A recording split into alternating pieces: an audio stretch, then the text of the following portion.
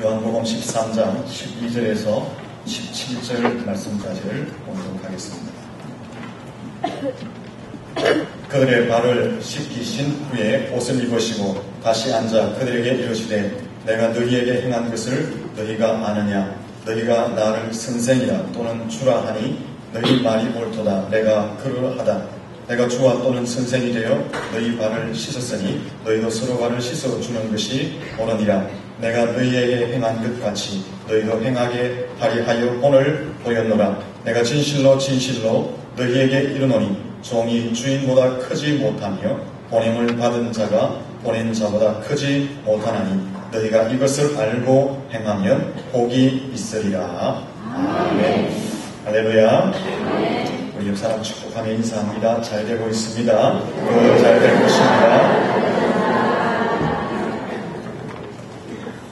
1913년 8월 3일에 스테판스라는 사람이 이끄는 캐나다 탐험대가 얼어붙은 북극 지방을 최초로 육로로 횡단하겠다는 목표를 세우고 출발을 했습니다. 근데 이들이 타고 가던 탐험선 배 칼리코가 단단한 빙벽에 부딪히고 부서지고 그 자리에 갇히게 됩니다. 이러한 상황에서 함께 힘을 합쳐서 어려움을 극복해 나가야 하는데 11명의 팀은 오히려 서로 속이고 서로 싸우고 미워하다가 다 죽고 말았다고 합니다. 그로부터 1년이 지난 후에 1914년 12월 5일 영국에서 탐험가 에네스트 세클턴이라는 사람이 27명의 탐험대를 만들어서 이번에는 최초로 남극 대륙을 육로로 탐색을 하겠다라는 야심을 가지고 출발을 했습니다. 근데 역시 그가 타고 가던 배가 남극을 떠돌던 큰 빙산에 부딪혀서 난파를 당하고 맙니다. 절박한 죽음의 자리에 이르게 된 것입니다. 무려 2년 동안이나 절박한 죽음의 자리에서 사투를 벌이게 되었습니다.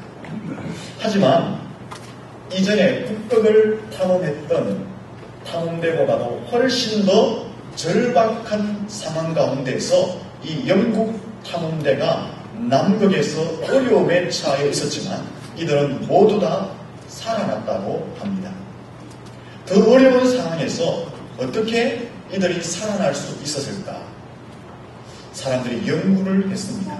그 연구 결과 바로 세클턴이라는 대장 리더의 지도력 때문이었다라고 연구 발표를 했습니다. 그러한 극한 상황 가운데서도 서로 도울 수 있도록 서로 협력할 수 있도록 서로 어려운 현실을 극복할 수 있는 네트워크를 이루어갈 수 있도록 그 탐험대의 대장 세클턴이 좋은 지도력을 발휘해서 대원들을 이끌었기 때문에 더 극한 상황 가운데서도 죽지 않고 살아날 수 있었다라고 연구 발표를 했습니다. 어느 공동체든지 지도자가 있습니다. 그러나 어떤 지도자를 만나느냐에 따라서 성공과 실패가 갈립니다. 밝고 행복한 공동체가 되느냐 아니면은 어둡고 거들지고 침체한 불행한 공동체가 되느냐 갈려지기도 하는 것입니다. 심지어 죽느냐 사느냐의 문제까지도 좌우되기도 하는 것입니다. 그러므로 좋은 지도자를 만난다는 것은 참으로 중요한 것입니다. 그리고 우리 각자가 좋은 지도자가 되는 것, 그것도 매우 중요한 것입니다. 여러분, 우리는 싫든 좋든 간에 전부가 다 다른 사람을 이끌어가는 리더자의, 지도자의 자리에 있음을 인식하셔야 합니다. 여러분은 가정에서 자녀를 키우는 부모로서 리더의 자리에 있는 것입니다. 몇 명의 직원을 두고 있던 작은 가게를 운영한다 할지라도 리더의 자리에 있는 것입니다. 직장에서 몇 명의 팀을 꾸려서 그 팀을 이끌어가는 팀장이라면 역시 리더의 자리에 있는 것입니다.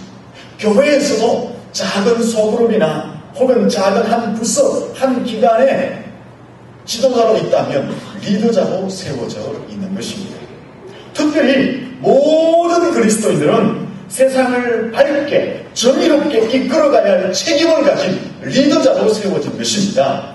모든 그리스도인들은 사람들에게 삶의 희망을 던져주고 영원한 생명의 가치를 주고 그 영원한 생명으로 이끌어가야 할 책임을 가진 리더자로 세워져 있다는 것을 기억하셔야 하는 것입니다. 특별히 우리 교회와 우리 교회 성도들은 이 천도 사회의 문화를 이끌어가고 천도의 영적인 세계를 이끌어가는 리더로 세워져 있음을 인식하셔야 하는 것입니다. 여러분, 우리는 좋든 싫든 간에 이렇게 리더자의 모습으로 세워져 있는 것입니다. 옆 사람에게 인사합시다. 당신은 좋은 리더자이십니다. 나는 지도자가 아니다. 나는 리더가 아니다. 나 같은 게 무슨 리더가 될 수 있고 지도자가 될 수 있느냐 생각하지 마세요.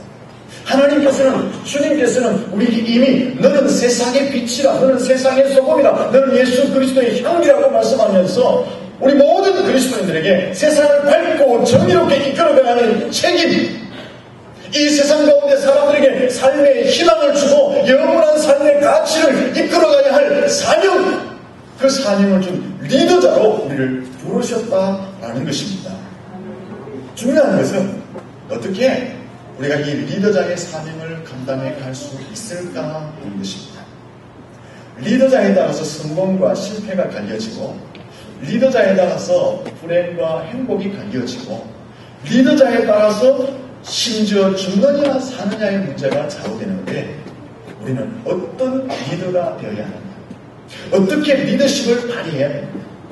실패와 침체와 불행과 죽음으로 이끌어가는 리더자가 아니라 우리는 부흥과 행복과 성공과 생명을 창출해 나가는 그런 리더자로 살아가야 하는데, 어떤 자세, 어떤 태도를 가져야지 그런 리더의 사명을 다할 수 있을까라는 것입니다.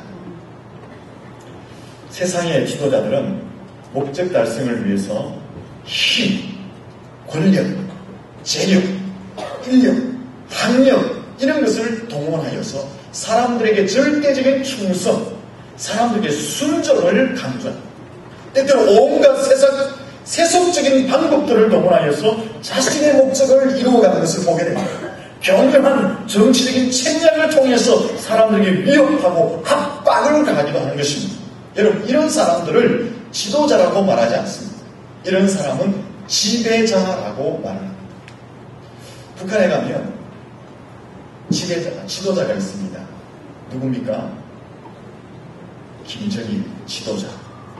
북한 사람들은 그 김정일 씨를 지도자라고 말하지만 엄연히 따지면 지도자가 아닙니다. 그 사람은 지배자입니다. 힘으로 다스리고 군림하는 사람을 지도자라고 말하지 않고 지배자라고 말하는 것입니다. 이런 지배자는 사람들의 부러움의 대상은 될 수가 있습니다. 힘이 있으니까, 권력이 있으니까. 그러나 사람들의 존경을 받는 지도자는 될 수가 없는 것입니다. 오늘 우리가 사는 시대의 불행이 뭐냐? 이 시대 가운데 지배자는 많지만 존경의 대상이 되는 지배자가 드물다는, 지도자가 드물다는 것입니다. 교회 안에도 보면은 존경의 대상이 되는 지도자가 드뭅니다. 예전에는 교회만 오면 존경이 저절로 나오고 머리가 숙여지는 교회에 참 리더, 지도자가 많이 있었는데 요즘은 교회들마다 지도자가 많지 않습니다. 이것이 오늘 이 시대의 교회 속의 불행 중에 하나인 것입니다. 이런 시대 속에 우리 그리스도인들은 어떤 지도력을 발휘하면서 살아가야 하느냐라는 것입니다. 밝고 정의로운 세계를 만들어가야 됩니다. 행복이 꽃피는 가정을 일구어가야 합니다. 일할 맛이 나는 직장으로 만들어가야 됩니다. 살맛이 나는 세상으로 만들어가야 됩니다. 부흥하는 교회, 성령의 역사가 있는 역동적인 교회로 우리가 만들어가야 됩니다. 세상 사람들 속에 삶의 희망을 창출해주고 생명을 이끌어가는 그런 사명을 우리가 감당해야 됩니다. 이런 지도력을 발휘해야 되는데 이렇게 하기 위해서는 우리가 어떤 자질, 어떤 태도로 살아가야 하느냐라는 것입니다. 너무나 간단합니다. 예수님한테 배우면 됩니다. 오늘 본문에 예수님께서 무엇을 하셨습니까? 겉옷을 벗고 수건을 허리에 두르시고 배아에 물을 떠서 제자들의 발을 씻겨주셨습니다. 4절 5절 말씀을 우리 같이 한번 읽어보겠습니다. 본문 4절 5절을 같이 읽겠습니다. 저녁 잡수시던 자리에서 일어나 겉옷을 벗고 수건을 가져다가 허리에 두르시고 이에 배아에 물을 떠서 제자들의 발을 씻으시고 그 두르신 수건으로 닦기를 시작하여. 이 본문 말씀을 읽으면서 이런 생각을 할 수 있습니다. 예수님이시니까 당연히 그렇게 하실 수 있겠다. 예수님이시니까 제자들을 사랑하는 것이 당연하지 않느냐라는 생각을 할 수가 있습니다. 이 본문을 깊이 묵상해 보면 예수님이 처한 상황에서 제자들의 발을 씻길 그런 상황이 아니었음을 알 수 있습니다. 또 본문을 자세히 보시면 예수님의 제자들의 모습을 보면 예수님이 제자들의 발을 씻겨줄 그런 상황이 아님을 알 수가 있습니다. 지금 예수님이 어떤 상황에 처해 있습니까? 예수님은 지금 곧바로 체포될 상황입니다. 체포되어져서 고문을 당하시고 조롱을 당하시고 결국 십자가에 못 박혀 죽기 바로 하루 전 그 상황에 예수님이 있는 것입니다. 본문 1절 말씀을 한번 볼까요? 13장 1절 말씀 같이 한번 읽어보겠습니다. 6월절 전에 예수께서 자기가 세상을 떠나 아버지께로 돌아가실 때가 이른 줄 아시고 세상에 있는 자기 사람들을 사랑하시되 끝까지 사랑하시느니라. 이 본문의 말씀을 쉽게 풀어드리면은 지금 예수님이 어떤 상황에 있느냐, 마지막 최후의 만찬을 마치시고 이제 군병들이 와서 예수님을 체포하기 바로 직전이라는 것입니다. 군병들에게 잡혀가서 빌라도 국정에서 신문을 받으시고 고문을 당하시고 침뱉음을 당하시고 모욕을 당하시기 바로 직전, 그 이후에 십자가에 죽으시기 바로 직전 그 상황이라고 본문에서 말씀하고 있는 것입니다. 이런 상황에서 예수님이 제자들을 사랑하시는데 끝까지 사랑하셨다고 말합니다. 이런 상황에서 예수님이 제자들의 발을 씻겨주셨다고 말합니다. 이 상황에서 과연 예수님이 제자의 발을 씻길 수 있는 상황이냐? 쉽지 않은 상황이다 라는 것입니다. 하지만 예수님은 그 극한 상황에서 주님의 제자들의 발을 씻겨주시고 자기가 사랑하는 자를 끝까지 사랑해 주셨던 것입니다. 그 주님의 사랑이 오늘 우리에게도 임한 줄로 믿습니다. 우리가 부족해도, 우리가 연약해도, 때때로 우리가 주님을 부인하는 상황에 이른다 할지라도 주님은 끝까지 우리를 붙드시고 사랑해 주시는 줄로 믿습니다. 또 주님이 지금 어떤 상황에 있습니까? 주님과 제자는 스승과 제자의 관계입니다. 선생과 제자의 관계입니다. 본문에 보시면은 제자가 선생님의 발을 씻긴 것이 아니라 선생님이 제자의 발을 씻겨주었습니다. 높은 사람이 아랫사람의 발을 씻기며 섬겼다는 것입니다. 주인이 종의 발을 씻겨주며 섬겨주었다는 것입니다. 이러한 상황은요, 그 당시 사회 문화로는 파격적인 것이었습니다. 당시 문화는 종들이 주인의 발을 씻기고 종들이 상전의 발을 씻기고 종들이 손님들의 발을 씻기는 문화였습니다. 주님은 이런 사회적인 통념, 사회적인 관념을 깨시고 친히 제자들의 발을 씻겨주신 것입니다. 이것은 쉽지 않은 상황이다라는 것입니다. 여러분, 요즘 한국교회를 한번 돌아보시면 끊임없이 갈등을 일으키는 것 중에 하나가 뭔지 아세요? 교회 속에 계속 일어나는 갈등이 있습니다. 그 갈등이 뭐냐면 내려온 전통, 그 전통과 변화된 시대에 옷을 입으려고 하는 그리스도의 문화, 이것의 갈등, 충돌. 그러니까 교회의 한 부분은 지금까지 내려온 교회의 간섭과 전통을 안 깨뜨리려고 하는 그 힘이 있고, 또 한쪽에서는 시대가 엄청나게 변화하면서 이 변화하는 시대 속에 문화의 옷을 입고 복음을 전하려고 하는 그런 세력이 있습니다. 이 두 세력이 끊임없이 갈등을 하는 거죠. 그래서 교회 속에 이것 때문에 분열이 나요. 이것 때문에 힘들어요. 근데 여러분, 이렇게 하면 우리 한국 교회를 한번 잘 돌아보세요. 어떤 교회가 시대를 주도해가고 있는지, 어떤 교회가 부흥을 하고 있는지, 어떤 교회 속에 하나님의 역사가 있는지, 어떤 교회가 행복하게 신앙생활을 하고 있는지, 전통과 간섭에 매여서 끊임없이 붙들려 있는 그런 교회들은 제자리 걸음도 제대로 하지 못하고 있어요. 지금 우리 한국 교회. 그런 교회를 보면 젊은이들은 다 빠져나가고 없습니다. 전부 노인들만 앉아있는 거예요. 그런 교회를 보면 교회에 다니는 감격이 없어요. 즐거움이 없어요. 그냥 형식에 매여서 예배 한 시간 드리는 것으로 만족하고 있다는 것입니다. 그러나 시대를 앞서가고 문화를 앞서가면서 복음을 전하고자 힘을 쓰는 교회 보십시오. 그런 교회들 속에 하나님의 역사와 성령의 역사와 행복한 교회 생활과 교회의 부흥이 일어나고 있는 것이 이 시대에 우리에게 보여주는 모델입니다. 그런데 한국교회는 이 전통과 간섭을 깨지 않으려고 깨면은 죽는 것처럼 생각합니다. 오늘 본문에 보시면 예수님이 어떤 일을 하고 있습니까? 그 당시의 사회의 관념과 통념과 전통을 완전히 깨어부셨습니다. 종이 주인을 섬겨야 되는데, 제자가 스승의 발을 씻겨야 되는데, 예수님이 그 관념을 깨뜨리시고 예수님 자신이 제자들의 발을 씻기시고 파격적인 행동이었습니다. 그런 관념을 깨고 예수님이 제자들의 발을 씻긴다는 것은 너무나 그 시대에 용납할 수 없는 일이었습니다. 그러나 주님은 그 일을 행하셨던 것입니다.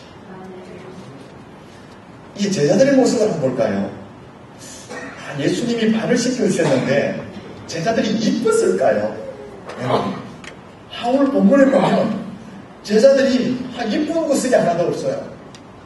예수님이 1절 말씀에 보니까 끝까지 자기 사람을 사랑하셨다고 했는데 끝까지 사랑할 만한 제자들의 모습이 갖추어져 있지 않아요. 2절 말씀 한번 볼까요? 2절 말씀 같이 한번 읽어봅시다. 2절 시작. 마귀가 벌써 시몬의 아들 다른 유다의 마음에 예수를 하려는 생각을 넣었다. 이게 지금 제자의 한 모습입니다.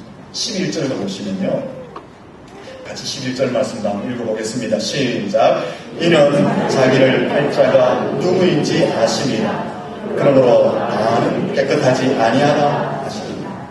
3년 동안 예수님을 따라다녔던 제자 가룟 유다가 사단에게 사로잡혀서 예수님을 판단한 것입니다.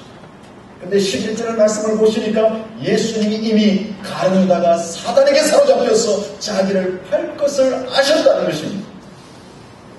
이것뿐 아니에요.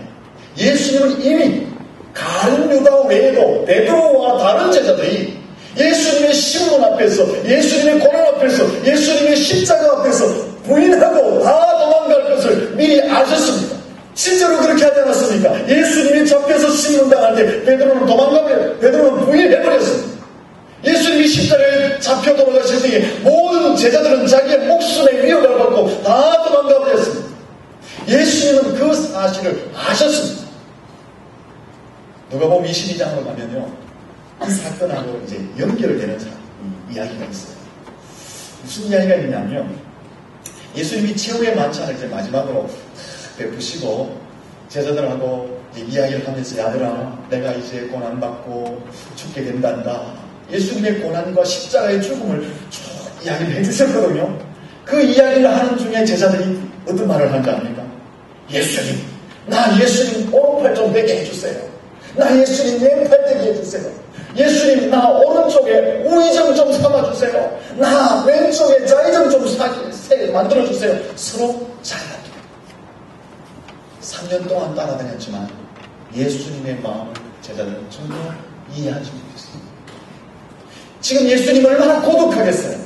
이제 곧 체포되어지고 신문을 당하시고 십자가를 눈앞에 두고 계시는데 얼마나 외롭고 고독하시겠습니까? 그런 상황 가운데 제자들은 예수님 마음 알을 것도 없는데 어떻게 하면 내가 높아질까? 서로 다투고 싸우고 있었던 것입니다. 그럼에도 불구하고 예수님은 그 제자들을 끝까지 사랑하셨다는 것입니다. 그 제자들을 끝까지 안아주셨다는 것입니다. 배신하고 배반하고 자기 곁을 떠날 줄 알았지만 예수님은 그들의 발을 씻겨주었습니다. 자기를 팔아 넘길 걸 아셨지만 예수님은 그를 사랑해 주셨다고.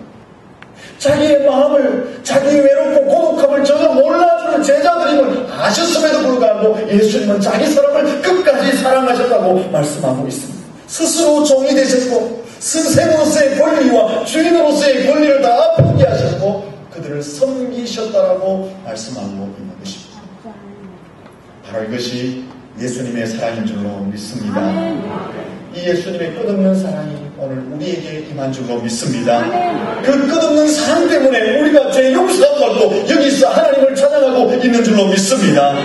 여러분, 이 예수님의 사랑을 안다며 우리도 예수님의 사랑으로 살아갈 수 있기를 예수님 이름으로 축원합니다. 주님이 이제 끝없는 사랑으로 제자들을 대해주셨는데 그 사랑이 무엇으로 나타나고 있습니까? 섬김으로 나타나고 있습니다. 섬김. 자신을 배반하고 팔아넘길 제자들을 향해서 주님이 끝없이 사랑하셨는데 그 사랑이 섬김으로 나타났습니다. 주님의 섬김은 구체적으로 어떻게 나타났을까요? 첫째는 4절 말씀 한번 볼까요? 4절 말씀 같이 한번 읽어보겠습니다. 시작. 저녁 잡수시던 자리에서 일어나 겉옷을 벗고 수건을 가져다가 허리에 두르시고. 첫째는 예수님이 그 겉옷을 벗으셨다. 예수님 당시에 이 겉옷은요, 신분을 뜻합니다. 겉옷의 색깔, 겉옷의 모양을 따라서 사회적 신분을 드러냈어요. 따라서 자신의 겉옷을 벗었다라는 것은 자신의 신분을 벗었다는 거예요. 요즘도 우리 사회에 보면은 뭐 좀 잘못하면은 옷을 벗는다 하잖아요. 옷을 벗는다는 것은 자신의 신분, 자신의 자리를 벗는다는 뜻이거든요. 예수님도 겉옷을 벗었다는 것은 자기의 신분을 벗었다는 거예요. 자기의 모든 것을 버리셨다는 것입니다.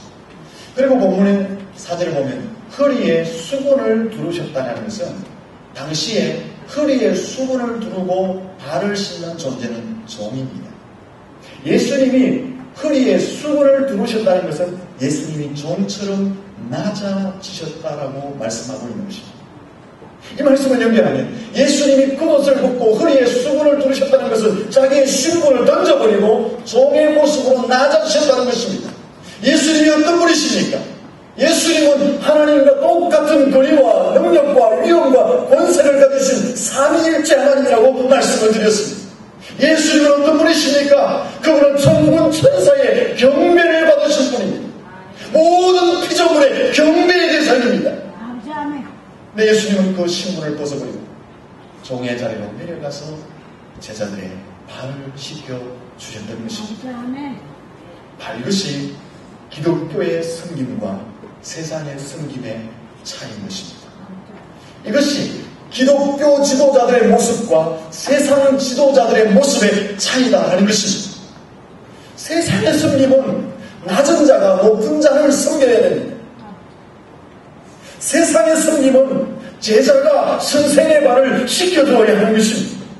세상의 섬김은 하인이 주인의 발을 씻겨주는 것입니다. 이것이 세상의 섬김입니다.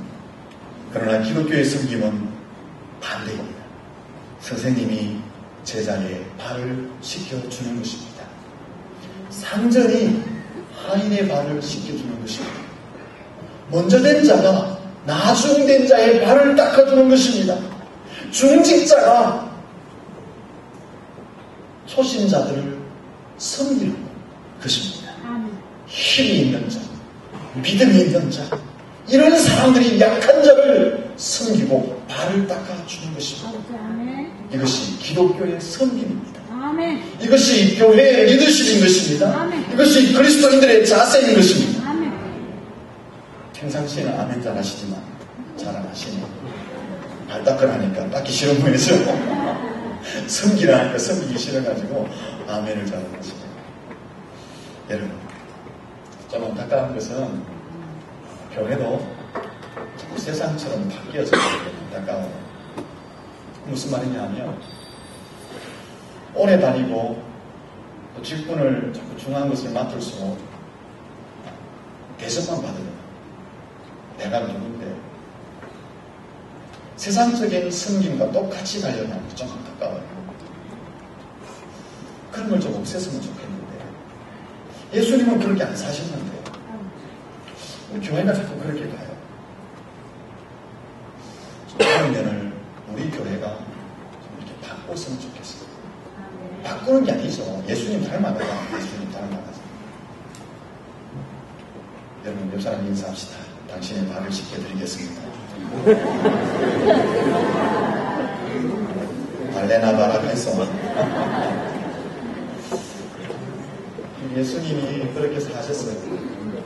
그게 예수님이 우리에게 가르쳐주신 기독교인의 리더십, 세상과 다른 리더십인 것입니다. 둘째로 예수님의 섬김은 어떻게 나타나느냐? 예수님이 고개를 굽히고 허리를 굽히시고 무릎을 꿇으셨다는 것입니다.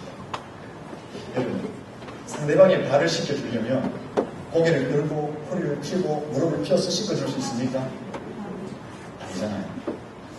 이럴 때 우리 이번에 세종시계 하는 게 탁 뜨면 좋은데 안 뜨죠? 제 생각은 발을 씻겨주려면 첫째는 머리를 숙여야 됩니다. 상대방 앞에. 둘째는 허리를 숙여야 됩니다. 무릎을 꿇어야 됩니다. 예수님이 제자들 앞에 머리를 숙이고 허리를 굽히고 무릎을 꿇었습니다. 자신을 한없이 낮추셨다. 자신을 끝없이 낮추셨다. 만왕의 왕이신 예수님, 만주의 주이신 예수님, 역사와 인생의 주인이신 나의 모습을 비추니까 쑥스럽잖아요. 한없이 예수님이 자신을 낮추셨다. 여러분, 우리에게 무엇을 가르쳐준 걸까? 예수님의 모습을 본받아라 라는 것입니다. 예수님이 십자가에서 우리를 위해서 고개를 떨구셨기 때문에 우리가 여기 있는 줄로 믿습니다. 이게 기독교의 섬김이고 리더십이다 라는 것입니다. 그러면은 왜 예수님은 죽음을 앞두고 그죠? 제자들을 혼내지 않았을까? 혼내도 시원치 않잖아요. 가룟유다는 예수님 팔아먹으려고 마음에 작정하고 있죠. 제자들은 예수님 부인하고 도망가려고 이미 마음에 딱 작정하고 있죠. 서로 막 높은 짓하고 이러는데 예수님이 왜 혼을 안 내시고 예수님이 그들의 발을 씻겨주셨을까? 왜 그랬을까요? 15절 말씀에 해당이 있습니다. 15절 말씀을 같이 한번 읽어보겠습니다. 내가 너희에게 행한 것 같이 너희도 행하게 하려 하여 본을 보였노라. 아멘. 이렇게 하는 것은 제자들에게 너희도 그렇게 했으면 좋겠다. 예수님 본을 보여주신대. 야들아, 너가 신분 좀 벗어라. 그리고 너희들 종처럼 좀 낮아져라. 머리를 숙이고 허리를 숙이고 무릎을 숙여서 다른 사람의 발을 씻겨줘라. 사람을 섬겨라. 이 본을 예수님이 보여주신 것입니다. 일본의 큰 회사에 신입사원들이 오면 그 신입사원들에게 사장님이 평상시에 하는 것을 이렇게 교육삼아 보여주신대요. 그 사장님이 평상시에 무엇을 하는 것을 보여주느냐 하면 이 사장님은 평상시에 손에 장갑도 안 끼고 화장실에 가서 화장실을 막 청소한대요. 변기며 더러운 것들 맨손으로 막. 그걸 왜 보여줄까요? 신입사원들한테 왜 보여주죠? 너희들도 회사를 이렇게 내 몸처럼 아끼고 사랑하라고 보여주는 것입니다. 오늘 이 본문의 말씀을 왜 우리에게까지 기록해놓고 말씀하고 있을까요? 그래도 예수님처럼 섬기라고 말씀하신 줄로 믿습니다. 여러분, 이제 우리가 가지고 있는 겉옷을 좀 벗어봅시다. 탁 벗고 우리가 가지고 있는 신분, 계급장 많잖아요. 내가 그동안 사회에서, 교회에서 따는 계급장들, 이거 좀 이제 벗어버리고 예수님이 머리를 숙이고 허리를 숙이고 무릎을 굽혔던 거죠. 우리도 낮은 자리에서 가장 힘이 없고 필요한 사람들을 섬기는 그런 삶을 살 수 있기를 예수님 이름으로 축원합니다. 그렇게 살라고 예수님 본을 보여주신 거예요. 우리가 이렇게 섬김으로 살아갈 때에 우리가 사는 세상이 밝고 정의로운 사회가 될 줄로 믿습니다. 여러분이 이렇게 섬김으로 가족들을 섬기면 그 가정 속에는 행복의 꽃이 피어나게 될 줄로 믿습니다. 우리가 이런 섬김으로 직장에서 일하면 나의 직장이 살맛이 나는 거예요. 우리가 이런 섬김으로 세상 가운데 살면 우리가 있는 세상이 살맛나는 세상으로 바뀌어지게 되는 것입니다. 우리가 이렇게 교회에서 섬기면 교회가 행복이 넘치는 교회가 될 줄로 믿습니다. 우리 교회와 성도들이 지역사회를 위해서 이렇게 예수님처럼 섬기면 이 정보가 기독교 문화로 꼽혀지고 영적인 세계가 강력한 힘을 발휘하게 될 줄로 믿습니다. 여러분, 교회에도 이런 리더자가 필요해요. 이런 리더자. 꼭 기억하십시오. 교회의 지도자는 어떤 지도자가 필요하냐? 힘으로 군림하는 사람이 아니에요. 많이 가져서 사람을 없이 여기는 사람이 아니에요. 교회의 지도자는 어떤 사람이냐? 예수님처럼 신분을 탁 벗어버리고 가장 낮은 자리에서 섬기는 사람. 교회의 지도자는 어떤 사람이 되느냐? 화장실에 가서 맨손으로 화장실 청소하는 사람. 잘 보세요. 누가 화장실 청소하는지. 이런 사람이 교회의 지도자입니다. 꼭 기억하셔야 됩니다. 서기서의 철학자 칼 힐티는 이런 말을 했습니다. 행복은 향락을 하는 데 있지 않고 봉사하는 데 있다. 행복은 성공의 비결은 봉사하는 데 있다는 것입니다. 개인의 행복의 비결, 가정의 행복의 비결, 인생의 행복의 비결이 어디냐? 향락을 즐기는 데 있는 것이 아니라 봉사하는 데 있다. 남을 도울 때 나도 성공하고 행복하게 된다라고 말씀하고 있습니다. 17절 말씀을 읽고 말씀을 정리하겠습니다. 17절 말씀 같이 한번 읽어보겠습니다. 시작. 너희가 이것을 알고 행하면 복이 할렐루야. 예수님처럼 섬기면 복이 있으리라. 할렐루야. 기독교는 어떤 종교이냐? 섬김의 종교입니다. 남을 나보다 먼저 생각하고 하나님을 먼저 생각하고 섬기는 정도가 우리 기독교입니다. 사랑하는 성도들, 어디에서 행복의 꽃이 필까요? 어디에서 복을 받게 될까요? 군림하는 것에서 피어나지 않습니다. 겸손히 섬기는 행복의 꽃이 피어날 줄로 믿습니다. 섬김의 자리에서 사람을 세우고 하나님이 주신 복을 누릴 수 있기를 예수님 이름으로 축원합니다. 기도하겠습니다.